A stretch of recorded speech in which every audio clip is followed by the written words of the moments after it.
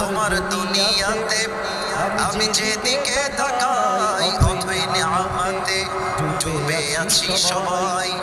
পাখপাখালির কণ্ঠে শুনি তাসবিহ করো রব, তাসবিহ করো রব, আল্লাহ আমার রব।